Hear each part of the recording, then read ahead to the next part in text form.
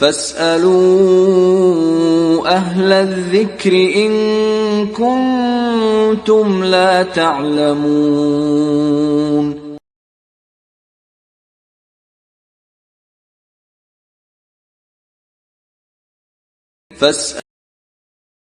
فاسألوا أهل الذكر إن كنتم لا تعلمون.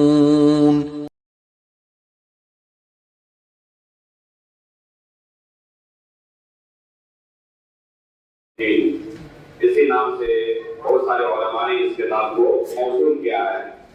اسی طرح عقیدۃ الرازیین کے نام سے بھی یہ رسالہ بہت مشہور ہے. اس رسالے میں امام ابن ابی حاتم الرازی رحمہ اللہ نے دو ائمہ امام ابو حاتم الرازی اور امام ابو زرعہ الرازی رحمہ اللہ کے عقیدے کو بیان کیا ہے، جس سے انہوں نے اس زمانے کے جو مشہور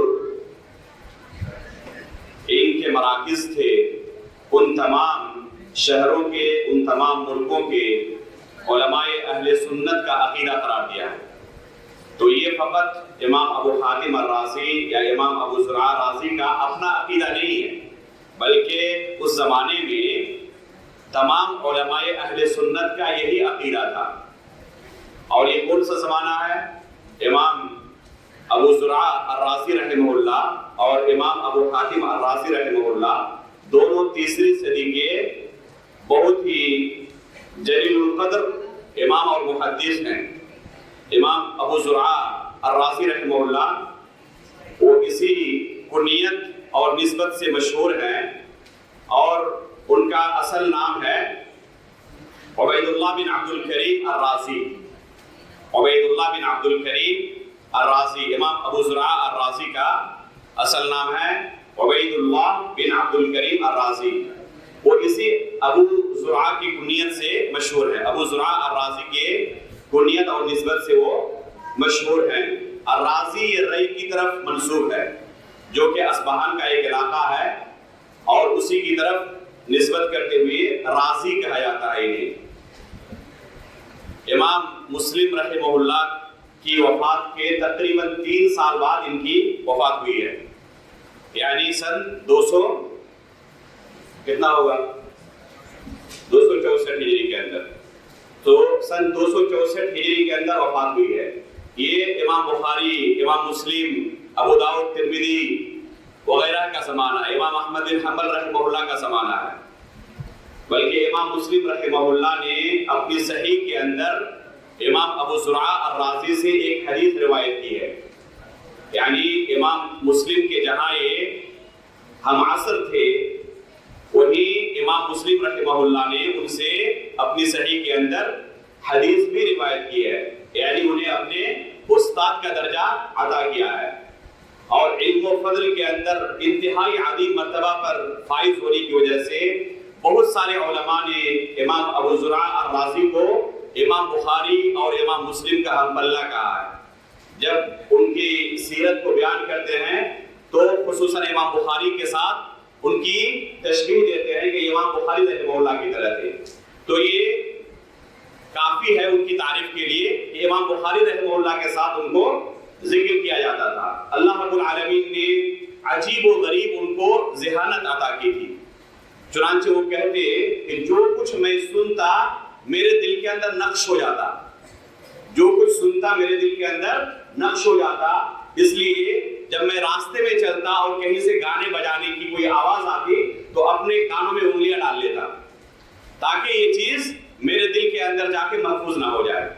اس طرح غلط چیزوں کے سننے سے اپنے آپ کو میں بچاتا، کیونکہ جو سنتا میرے دل کے اندر جا کے وہ نقش ہو جاتا.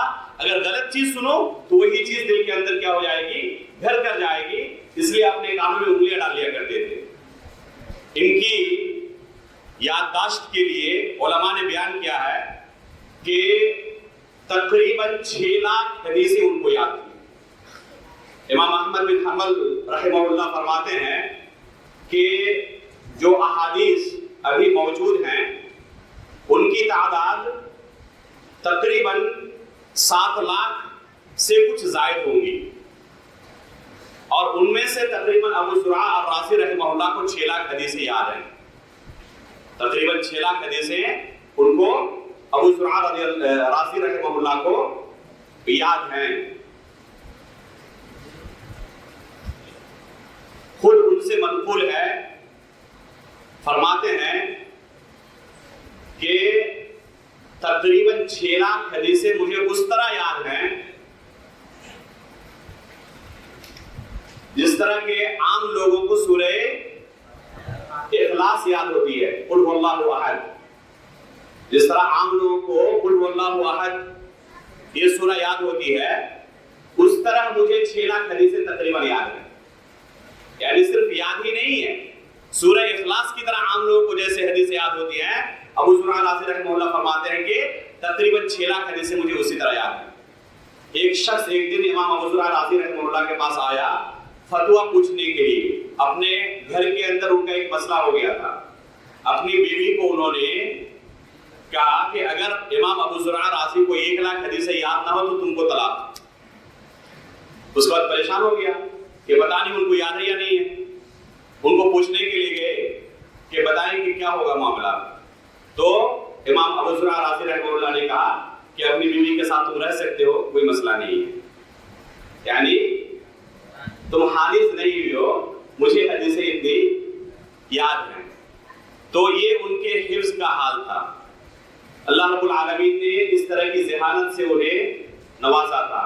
اہل سنت والجماعت کے امام تھے، ائمہ کرام نے، شیخ الاسلام ابن تیمیہ رحمہ اللہ، حافظ ذہبی رحمہ اللہ، ان سے پہلے امام لالکائی رحمہ اللہ، اور تقریباً تمام ہی علماء کرام نے جو اہل سنت والجماعت کے معروف علماء ہیں، تقریباً تمام لوگوں نے بالاتفاق ان کے قول کو اہل سنت والجماعت کی دلیل کے طور پر نقل کیا ہے، تو یہ ان کی منقبت کے لیے کافی ہے۔ امام ابو حاتم الرازی، جن دونوں کی نسبت سے یہ کتاب ہے، الرازیین، عقیدۃ الرازیین میں دوسرے امام کون ہیں؟ امام ابو حاتم الرازی۔ امام ابو حاتم الرازی امام ابو زرعہ کے بارے میں کہا کرتے تھے،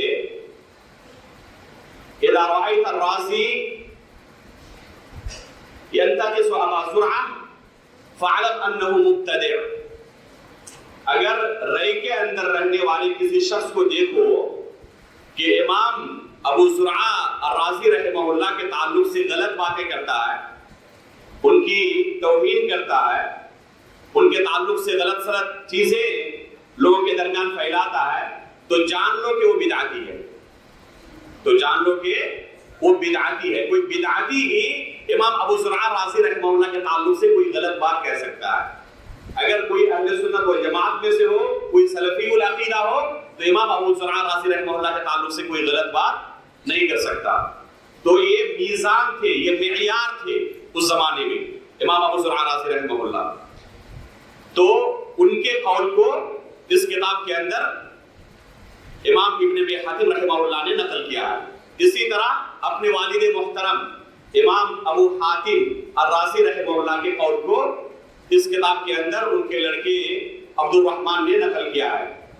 امام ابو حاتم الرازی رحمہ اللہ کا نام محمد بن ادریس ہے، یعنی امام شافعی رحمہ اللہ کا بھی نام ہے، محمد بن ادریس امام شافعی رحمہ اللہ کا بھی نام ہے۔ تو امام ابو حاتم الرازی رحمہ اللہ کا نام یاد رکھنے کے لیے ایک آسان سا طریقہ ہے کہ امام شافعی کا نام یاد رکھیں تو ان کا نام بھی آپ کو یاد ہو جائے گا۔ ابو حاتم الرازی اس کنیت سے اور نسبت سے وہ معروف ہیں، ابو حاتم الرازی کی کنیت اور نسبت سے یہ اہل علم کے درمیان معروف ہیں۔ البتہ اسی زمانے میں اسی علاقے میں ایک اور شخص تھے، احمد ابن حمدان جن کا نام تھا، ان کی بھی کنیت ابو حاتم تھی۔ احمد ابن حمدان اسی علاقے کے رہنے والے تھے، رئی کے، اسی زمانے میں احمد ابن حمدان، ان کی کنیت کیا تھی؟ ابو حاتم تھی، اس لیے ان کو بھی ابو حاتم الرازی کہا جاتا تھا۔ اس وجہ سے بعض لوگوں کو التباس ہو گیا ہے کہ یہ ابو حاتم الرازی رحمہ اللہ اہل سنت کے نہیں بلکہ شیعوں کے امام ہیں نعوذ باللہ من ذالک، کیونکہ یہ دوسرے احمد ابن حمدان الرازی ابو حاتم کی کنیت سے جو معروف تھے، یہ کیا تھے؟ یہ شیعہ تھے، اور ان کی کچھ کتابیں بھی ہیں اہل سنت والجماعت کے رد میں اور شیعیت کی نشر و اشاعت میں، یہاں تک کہ دارالکتب المصریہ کے اندر جو بعض مخطوطات ہیں ان کے اندر امام ابو حاتم الرازی جو امام اہل سنت ہیں ان کی بعض کتابیں شیعی کی طرف اور شیعی کی بعض کتابیں امام اہل سنت امام ابو حاتم الرازی کی طرف منسوب ہو گئی ہے۔ تو اس طرح نام کے اندر اور کنیت کے اندر یا نسبت وغیرہ کے اندر اگر مشابہت ہو تو بسا اوقات بڑی پریشانی ہو جاتی ہے۔ یہی حال ہوا امام ابن جریر طبری رحمہ اللہ کے ساتھ، اسی نسب کنیت کے ساتھ نسبت کے ساتھ ایک دوسرے شخص تھے جو کہ شیعی تھے، اور ان کے جرائم کو بعض لوگوں نے غلط فہمی کی بنا پر امام ابن جریر رحمہ اللہ کی طرف منسوب کر دیا اور ان کو متہم کر دیا کہ یہ شیعہ ہے، حالانکہ امام ابن جریر طبری رحمہ اللہ اور امام ابو حاتم الرازی رحمہ اللہ دونوں اس الزام سے بری ہیں۔ امام ابو حاتم الرازی رحمہ اللہ اہل سنت والجماعت کے متفقہ امام ہیں، ان کی اہل بدعات پر کتابیں موجود ہیں، الرد علی الجہمیہ کے نام سے انہوں نے کتاب لکھی تھی، اور اکثر و بیشتر تمام ہی سلفی علماء نے ان کے قول کو بھی اہل سنت والجماعت کے عقیدے کی دلیل کے طور پر ذکر کیا ہے۔ تو یہ امام ابو حاتم رازی رحمہ اللہ تھے۔ علم و فضل کے اندر یہ امام ابو زرع رازی سے کم نہیں تھے، امام جرح و تعدیل، دونوں کے دونوں امام جرح و تعدیل تھے، اپنے زمانے کے مشہور امام تھے۔ خصوصاً امام ابو حاتم الرازی رحمہ اللہ، ان کی سیرت پڑھیں، طلبہ علم کے لیے ان کی سیرت میں سیکھنے کے لیے بہت ساری نصیحت کی چیزیں ہیں۔ انہوں نے طلب علم کے لیے جو مشقت برداشت کی ہے، آج کے زمانے میں ہم سوچ تک نہیں سکتے کہ کوئی اس دین کو سیکھنے کے لیے، اس دین کی نشر و اشاعت کے لیے اتنی قربانی دے سکتا ہے۔ چنانچہ وہ خود اپنے بارے میں فرماتے ہیں کہ حدیث کی نشر و اشاعت کے لیے، حدیث رسول کو سیکھنے کے لیے میں نے اپنے پیروں پر تقریباً 8000 کلومیٹر کا سفر کیا ہے، پیدل تقریباً 8000 کلومیٹر کا پیدل میں نے سفر کیا ہے۔ کہہ رہے کہ اس کے بعد میں نے یاد رکھنا چھوڑ دیا، اس کے بعد تعداد آگے بھی جاری رہی لیکن میں نے یاد رکھنا چھوڑ دیا۔ کتنے ملکوں کا انہوں نے پیدل سفر کیا ہے۔ چنانچہ ایک قول ان سے مروی ہے، فرماتے ہیں خرجت من البحرین الی مصر ماشیا، بحرین سے مصر تک میں پیدل چلا طلب علم کے لیے، ثم الی الرملہ ماشیا، اور پھر مصر کے اندر علم حاصل کرنے کے بعد رملہ جانا ہوا تو وہاں بھی پیدل چلا گیا۔ اس کے بعد فرماتے ہیں ثم الی دمشق ثم الی انطاکیہ، اس کے بعد دمشق گیا، پھر انطاکیہ گیا، پھر ترسوس گیا، اور پھر حمص واپس آیا، ملک شام کے اندر جو شہر ہے، اور اس کے بعد پھر رقہ گیا۔ یہ تمام ممالک انہوں نے پیدل سفر کیے تھے، کس کے لیے؟ دین کا علم حاصل کرنے کے لیے۔ آج کوئی طالب سوچ تک نہیں سکتا کہ کوئی پیدل طلب علم کے لیے اتنا سفر کر سکتا ہے۔ ان سے ہی مروی ہے کہ مکہ سے مدینے کے درمیان کتنی بار میں نے پیدل سفر کیا ہے، تقریباً 500 کلومیٹر کی مسافت آج کے دور میں ہے، جب راستے ہموار ہو چکے ہیں۔ اس زمانے کے راستے آپ تصور کریں کہ کس طرح اس زمانے کے تھے جو ہموار نہیں تھے۔ آج راستے ہموار ہو جانے کے باوجود جہاں پہاڑ آیا وہاں سرنگ بنا کر سعودی حکومت نے کیا کیا ہے، اس مسافت کو کم کر دیا ہے۔ اس کے باوجود تقریباً 500 کلومیٹر کی مسافت آج ہے۔ کہتے ہیں کہ مکہ سے مدینہ کتنی بار میں نے پیدل سفر کیا، مجھے اب تعداد بھی یاد نہیں ہے۔ یہ صرف طلب علم کے لیے ان کی مشقت ہے۔ اس لیے آج اگر ہمیں اس علم کے حاصل کرنے کے لیے کچھ قربانی دینی پڑتی ہے تو یہ سلف صالحین کی قربانی کے بالمقابل انتہائی کم ہے، انتہائی کم ہے۔ اس کے بعد بھی ہم اگر سوچیں کہ ہم نے بہت زیادہ کچھ قربان کر دیا تو حقیقت میں سلف صالحین کی سیرت سے عدم واقفیت کی دلیل ہے، لا علمی کی دلیل ہے۔ اس لیے یہ دین ہم سے قربانی چاہتا ہے، یہ علم ہم سے قربانی چاہتا ہے۔ اس کے بعد اس علم کو آپ حاصل کر سکتے ہیں۔ حقیقت میں تو ان دونوں ائمہ کرام سے ان کے امام ابو حاتم الرازی کے لڑکے امام عبد الرحمن نے اس کتاب کو نقل کیا ہے۔ اب یہاں سے ہم کتاب کا جو اصل نص ہے اس کو پڑھیں گے۔ پڑھیں نص العقیدہ۔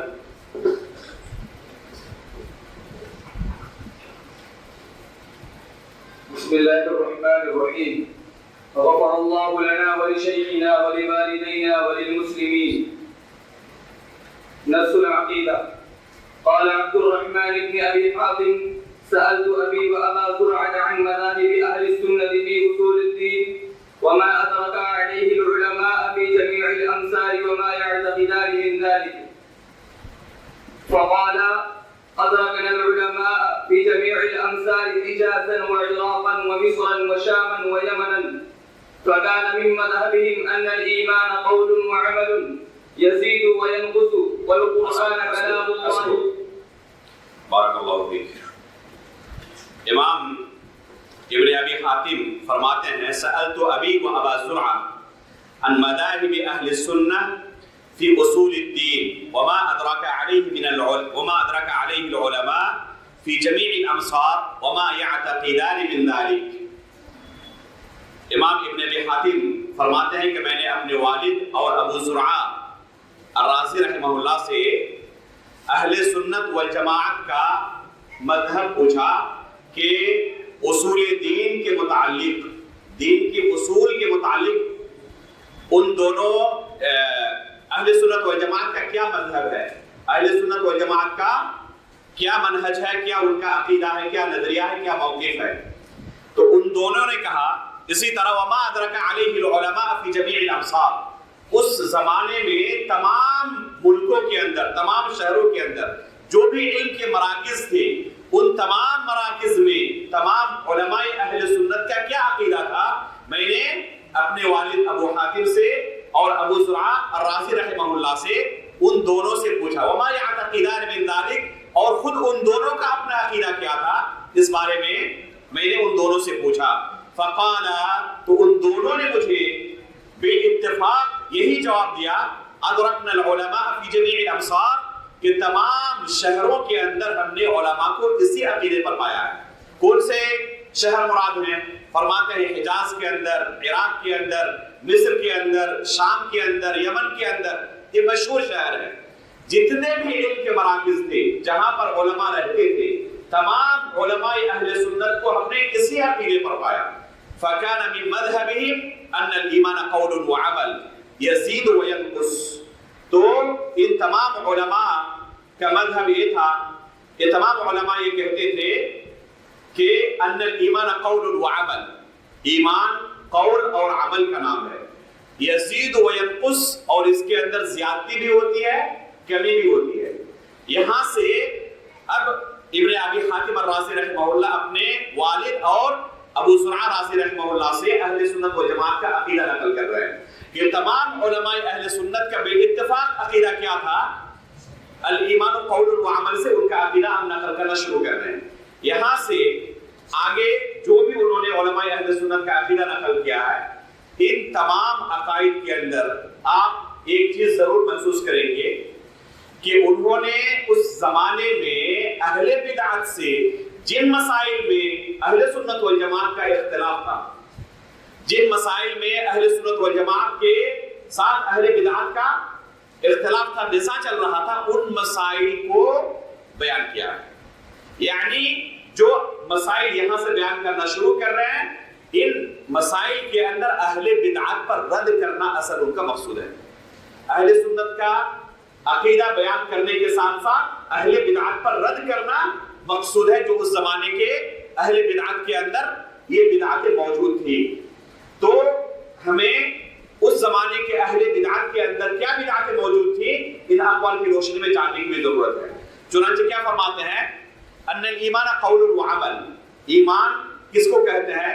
ایمان قول اور عمل کا نام ہے. قول و عمل، یہی بات امام بخاری رحمہ اللہ نے بھی اپنی صحیح کے شروع میں، کتاب الایمان کے شروع میں کہا ہے الایمان قول و عمل یزید و ینقص، کہ ایمان قول و عمل کا نام ہے اور اس کے اندر زیادتی بھی ہوتی ہے، کمی بھی ہوتی ہے. تو ایمان قول و عمل کا نام ہے. خود امام بخاری رحمہ اللہ فرماتے ہیں اپنے بارے میں کہ میں نے 1080 اساتذہ سے علم حاصل کیا ہے، اور ان تمام کا عقیدہ یہ تھا الایمان قول و عمل یزید و ینقص، کہ ایمان قول و عمل کا نام ہے اور اس کے اندر کمی بھی ہوتی ہے، زیادتی بھی ہوتی ہے۔ تو اس زمانے کے تمام علماء اہل سنت کا یہ بالاجماع عقیدہ تھا۔ اہل بدعت صرف اس عقیدے کو نہیں رکھتے تھے، اور علماء اہل سنت یہ کہہ کر اہل بدعت پر رد کرتے تھے جن کا یہ عقیدہ نہیں تھا۔ چنانچہ اہل سنت و جماعت کا عقیدہ کیا ہے؟ ایمان قول و عمل کا نام ہے۔ الایمان قول یعنی قول القلب واللسان۔ قول سے مراد کیا ہے؟ قول القلب واللسان، دل اور زبان کے قول کا نام ہے۔ زبان سے نطق ضروری ہے۔ کون سا نطق؟ جو دل کے اندر عقیدہ ہو۔ دل کے اندر جو عقیدہ ہے وہ زبان سے ادا کرنا ضروری ہے۔ سفیان بن عبداللہ الثقفی رضی اللہ تعالیٰ عنہ اللہ کے رسول صلی اللہ علیہ وسلم سے فرماتے ہیں کہ اللہ کے رسول ہمیں اسلام کے اندر کوئی ایسی چیز سکھا دے آپ کے بعد ہمیں کسی کو سوال کرنے کی ضرورت نہ پڑے۔ اللہ کے رسول کیا فرماتے ہیں؟ قل آمنت باللہ ثم استقم یا فاستقم، بعض روایتوں میں۔ تو اللہ کے رسول نے کیا فرمایا؟ قل آمنت باللہ، یہ آمنت باللہ زبان سے ادا کرنا۔ اللہ کے رسول نے قل کہا کہ کہو، تم ادا کرو زبان سے۔ تو جو دل کے اندر عقیدہ ہے کہ میں اللہ رب العالمین پر ایمان رکھتا ہوں، اسے زبان سے ادا بھی کرنا ہے۔ اللہ کے رسول کفار مکہ کو کیا کہتے تھے؟ قولوا لا الہ الا اللہ تفلحوا، تم لا الہ الا اللہ کا اقرار کرو، زبان سے ادا کرو، کامیاب ہو جاؤ گے۔ تو زبان سے ادا کرنا ضروری ہے، اور دل کے اندر زبان سے جو ادا کر رہا ہے اس کی موافقت ہو، مخالفت نہ ہو۔ ایسا نہ ہو کہ زبان سے تو کہہ رہا ہے کہ میں اللہ اور اس کے رسول پر ایمان لاتا ہوں، لیکن دل کے اندر اس کی مخالفت ہو، اللہ اور اس کے رسول پر حقیقت میں اس کے دل نے ایمان نہ لایا ہو، تو ایسا شخص مومن نہیں ہو سکتا۔ اسی طرح قول و عمل کا، تو یہ قول ہوا، عمل یعنی عمل القلب والجوارح۔ عمل سے مراد کیا ہے؟ عمل القلب والجوارح، دل کے بہت سارے اعمال ہوتے ہیں، وہ تمام اعمال ایمان کے اندر داخل ہیں۔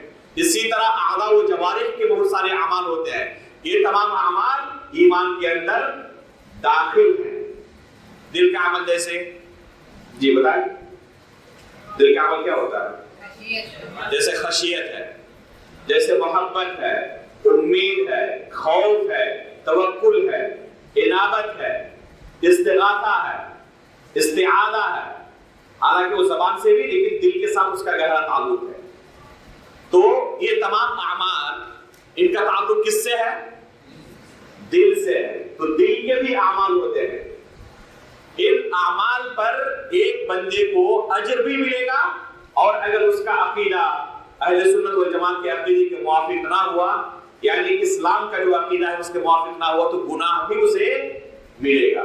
تو دل کا بھی اپنا عمل ہوتا ہے، اللہ پر توکل نہ کر کے کسی دوسرے پر توکل کرے، اس کی محبت اللہ کے ساتھ نہ ہو، غیر اللہ کے ساتھ ہو، اور غیر اللہ کی محبت میں نظر و نیاز چڑھائے، تو دل کے اس عمل پر بھی بندے کا مواخذہ ہوگا۔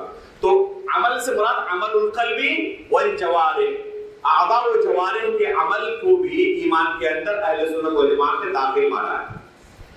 یہ اہل سنت و جماعت کا متفق عقیدہ ہے کہ عمل یہ ایمان کے اندر داخل ہے۔ اسی طرح یزید و ینقص، اس کے اندر زیادتی بھی ہوتی ہے، کمی بھی ہوتی ہے۔ یہ ایمان ہمیشہ ایک درجے پر نہیں رہتا۔ مشہور حدیث ہے حنظلہ رضی اللہ تعالی عنہ کا عمل، ایک حدیث کے اندر مذکور ہے، اللہ کے رسول صلی اللہ علیہ وسلم نے اپنی مجلس سے اس جلیل القدر صحابی کو غائب دیکھا، پوچھا کہ حنظلہ کہاں ہے؟ ابو بکر صدیق رضی اللہ تعالیٰ عنہ کی ملاقات ہو گئی راستے میں، ان سے کہا کہ اللہ کے رسول آپ کو یاد کر رہے تھے، بہت دنوں سے آپ مجلس میں نظر نہیں آ رہے ہیں۔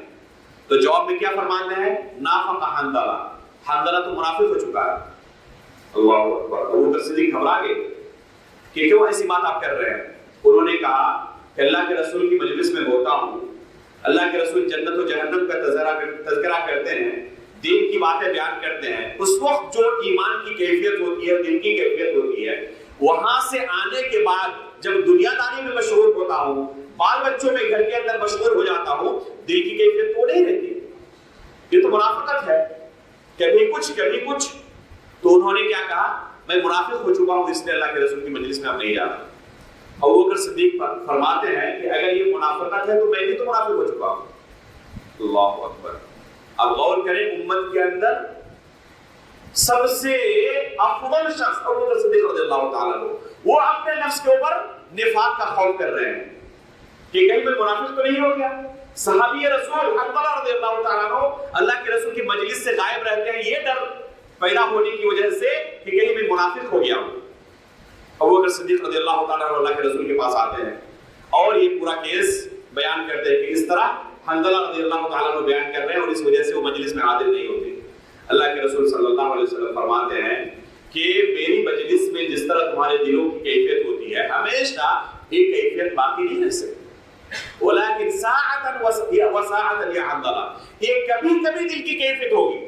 اگر جس طرح یہاں پر تمہارے دلوں کی کیفیت ہوتی ہے، بعد میں بھی یہی کیفیت رہے تو فرشتے تمہارے راستوں میں آ کر تم سے مصافحہ کریں. لیکن ہمیشہ دل کی اس کیفیت کا باقی رہنا ممکن نہیں ہے. تو یہ حدیث بالکل واضح ہے کہ ایمان کے اندر کمی اور زیادتی ہوتی ہے. دل کی کیفیت ہمیشہ یکساں نہیں رہتی اور یہ ہر کوئی محسوس کرتا ہے. ایک بندہ آپ دیکھیں گے کہ کبھی گناہ کے اندر انتہائی جرأت مند ہوتا ہے، اسے کوئی نصیحت بھی کرے تو نصیحت کوئی کام نہیں آتی، بلکہ نصیحت کرنے والے کے پیچھے پڑ جاتا ہے. وہی بندہ دوسرے وقت اللہ رب العالمین کے سامنے زار و قطار ہوتا ہے. تو ایک حالت میں کبھی بھی کسی مومن بندے کی حالت نہیں رہتی، ہمیشہ دل کی کیفیت یکساں نہیں رہتی. تو ایمان کے اندر کمی اور زیادتی کا ہونا ہر شخص محسوس کرتا ہے. لیکن بعض اہل بدعت اپنے خاص اغراض و مقاصد کی بنا پر اس اصل کا انکار کرتے تھے اور کہتے تھے کہ ایمان کے اندر کوئی کمی زیادتی نہیں ہوتی ہے. یا تو مومن رہے گا یا مومن ایمان سے خارج ہو جائے گا اور ایمان سے نکل کر کیا ہو جائے گا؟ وہ کافر ہو جائے گا. دونوں کے درمیان کوئی راستہ نہیں ہے، یا تو کامل مومن یا پھر ایمان سے خارج اور کافر، دائرہ اسلام سے خارج. یہ نظریہ بعض اہل بدعت کا تھا. اہل سنت والجماعت اسی پر رد کرتے تھے اور کہتے تھے یزید و ینقص.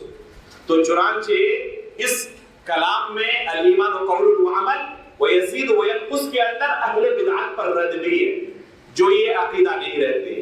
چنانچہ بعض لوگوں کا نظریہ یہ ہے اہل بدعت میں سے کہ ایمان کے لیے قول باللسان کی ضرورت نہیں ہے، زبان سے اقرار کرنے کی کوئی ضرورت نہیں ہے.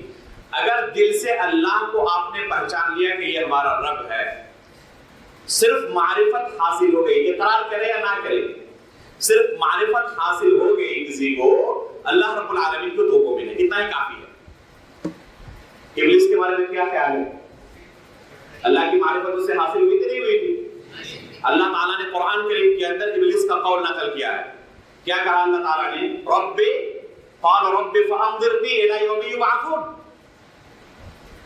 اللہ رب العالمین کے ربوبیت کا واسطہ دے کر ابلیس نے کہا تھا کہ اے پروردگار قیامت تک کی مجھے مہلت چاہیے اس بنی نوع انسان کو گمراہ کرنے کے لیے. اللہ رب العالمین نے اس کی دعا قبول بھی کر لی، اس فرمائش کو اللہ رب العالمین نے منظوری بھی دے دی اور اسے مہلت دے دی. تو ابلیس بھی اللہ رب العالمین کی معرفت رکھتا تھا نہیں رکھتا تھا؟ اہل بدعت کے اس قول کے مطابق یہ مرجیہ جہمیہ کا قول ہے. جہمیہ کے اس قول کے مطابق ابلیس بھی کیا ہوگا؟ کامل مومن ہو جائے گا.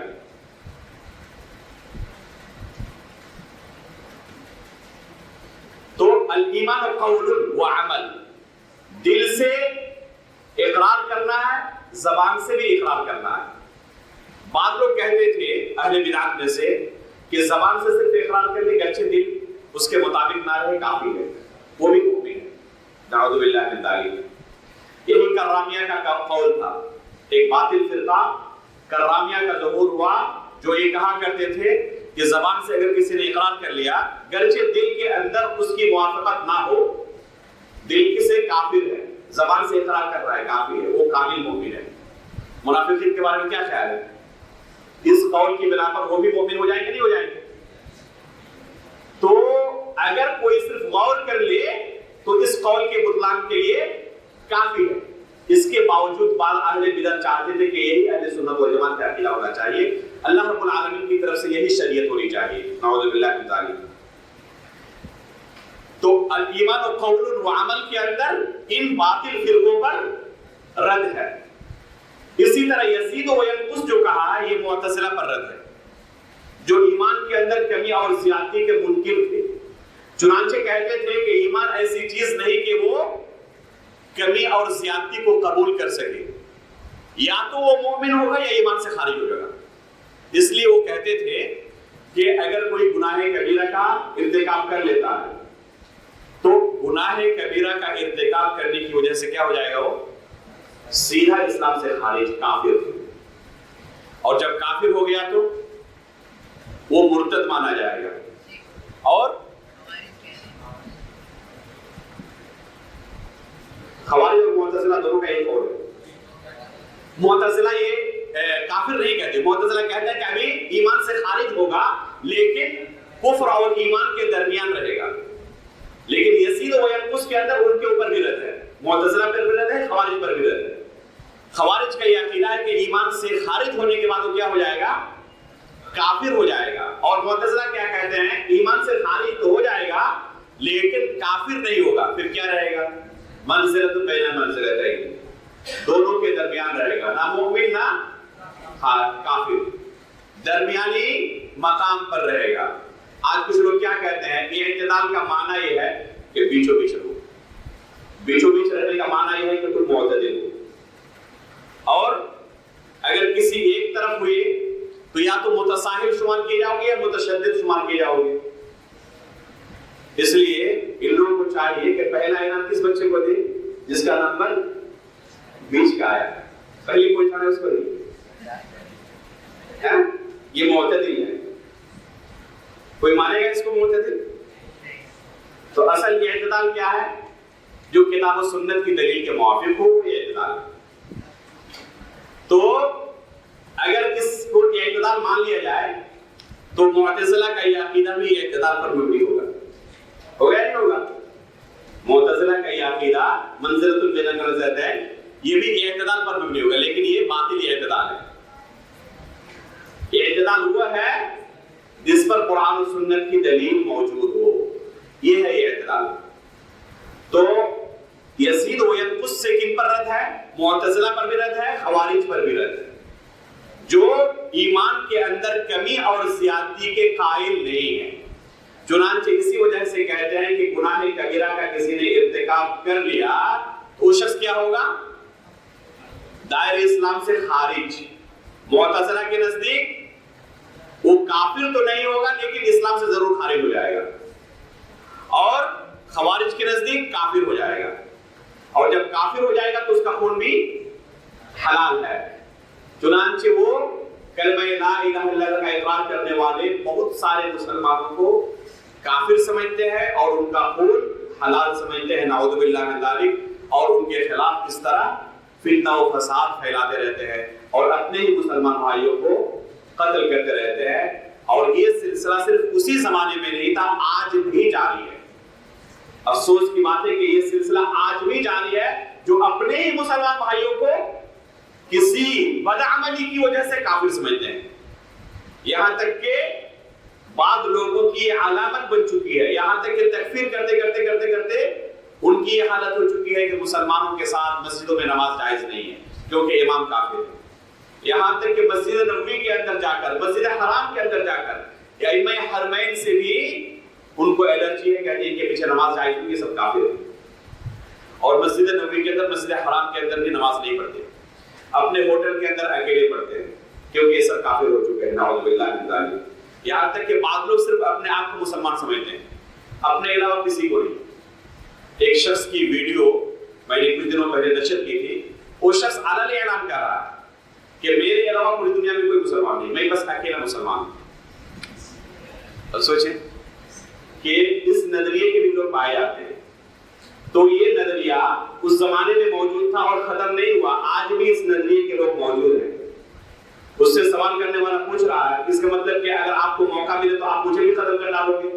تو وہ شخص صراحت کے ساتھ کہہ رہا ہے کہ اگر میرے ہاتھ میں چھری نہ ہو تو کم از کم گلا گھونٹ کر بھی آپ کو بھی مارنے کی کوشش کرتا, لیکن ہاتھ بندھے ہوئے ہیں میرے. تو اس نظریے کے لوگ موجود ہیں. ایسے لوگ اگر موقع پالے تو تمام لوگ کو قتل کر ڈالیں. چنانچہ اس کے نام پر کتنے ملکوں میں آج فتنہ و فساد پھیلا ہوا. اس لیے اہل سنت والجماعت کے اس عقیدے کو آج بھی لوگوں کے درمیان پھیلانا انتہائی ضروری ہے, اسی طرح جس طرح کے سلف صالحین کے زمانے میں ضروری تھا.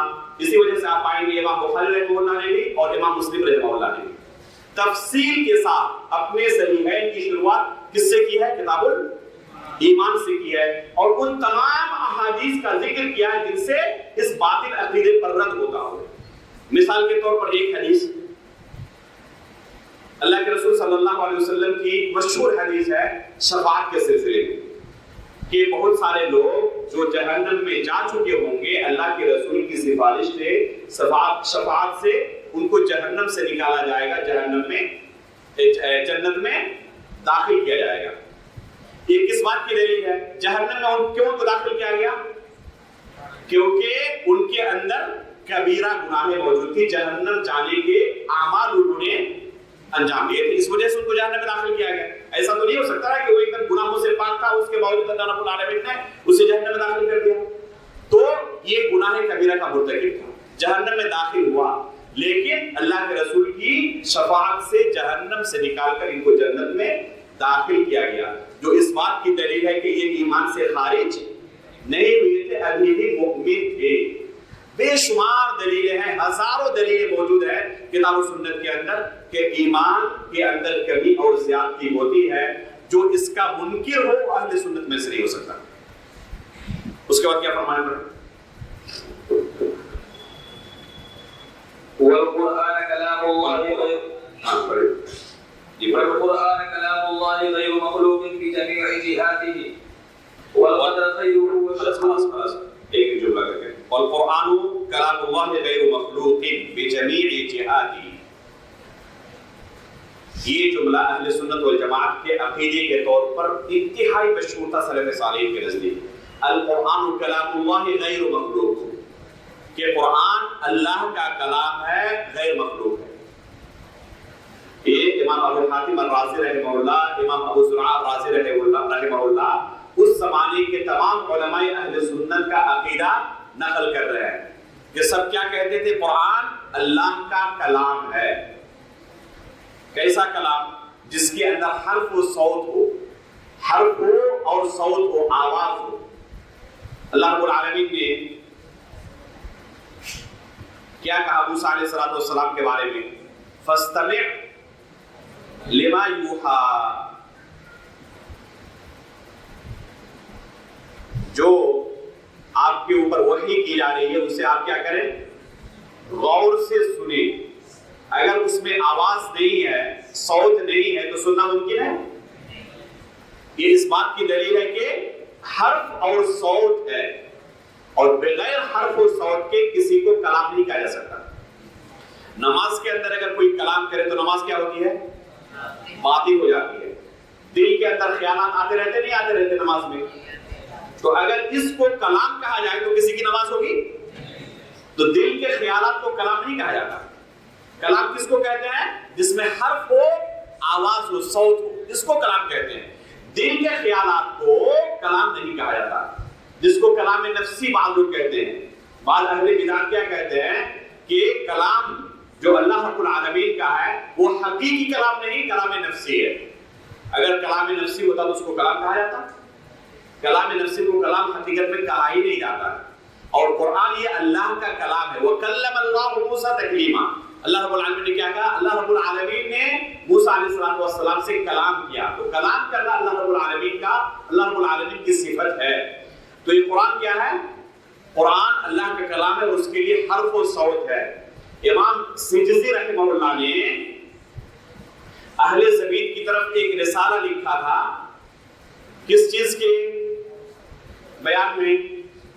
پھر رد علی من انکر الحرف والصوت، ایک کتاب چھپی ہوئی ہے اور بہت ہی اہم کتاب ہے اس مسئلے کے لیے. اگر کوئی صفت کلام کے مسئلے کو سمجھنا چاہے تو اس رسالے کو ضرور پڑھے، رسالۃ السجزی الی اہل زبیر فی الرد علی من انکر الحرف والصوت. تفصیل کے ساتھ امام سجزی رحمہ اللہ نے دلائل کا ذکر کیا ہے، اہل سنت کے دلائل کا جو حرف اور صوت کا انکار کرتے ہیں.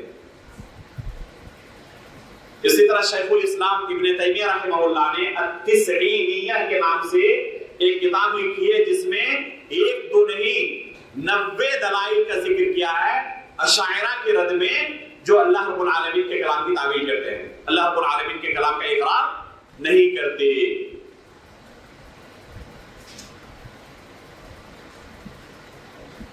سن 120 ہجری کے اندر تقریباً یہ بدعت شروع ہوئی تھی اللہ رب العالمین کے کلام کا انکار کرنے کی، کہ قرآن اللہ رب العالمین کا کلام نہیں بلکہ مخلوق ہے. سب سے پہلے جس نے اس عقیدے کا پرچار کیا تھا وہ جعد بن درہم تھا. جعد بن درہم نے اس عقیدے کا پرچار کرنا شروع کیا تھا، جسے خالد بن عبداللہ رحمہ اللہ جو عراق کے امیر تھے عید کے دن اس کو قتل کیا تھا سن 120 ہجری میں تقریباً. اس کے بعد جہم بن صفوان نے اس عقیدے کا پرچار کرنا شروع کیا، اور پھر جہم بن صفوان کے بعد بشر المریسی نے اس عقیدے کا پرچار کرنا شروع کیا جو کہ حقیقت میں یہودی تھا، مسلمان نہیں تھا. یہ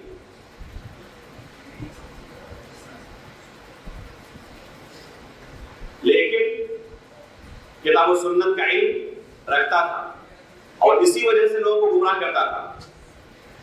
تو کتاب و سنت کا علم بہت سارے لوگ حاصل کرتے ہیں ہدایت حاصل کرنے کے لیے نہیں، گمراہ کرنے کے لیے. تو علم کا حاصل ہو جانا یہ صرف نعمت نہیں ہے، اہل سنت والجماعت کے منہج پر رہے یہ نعمت ہے. ورنہ بشر المریسی بہت بڑے فقیہ بھی تھے لیکن ساتھ میں بہت بڑے بدعتی بھی تھے، قرآن کو مخلوق کہا کرتا تھا.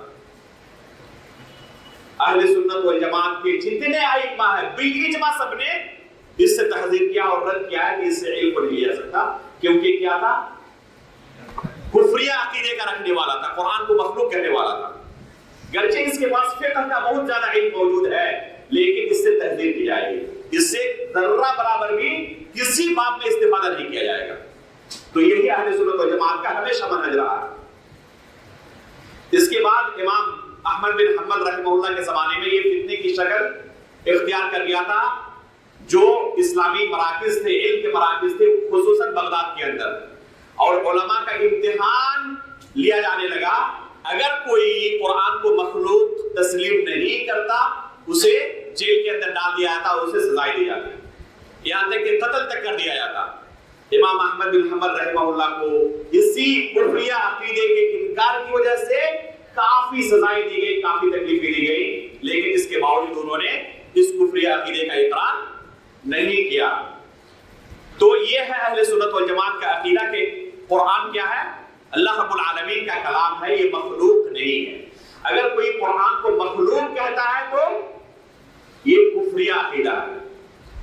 جس کفریہ عقیدے کے انکار کی وجہ سے ہمارے سلف صالحین کو پیٹھوں پر کوڑے کھانے پڑے تھے اور بہت سارے لوگوں کو قتل تک کیا گیا تھا، جیلوں کے سلاخوں کے اندر بہت سارے لوگوں کو ڈالا گیا تھا.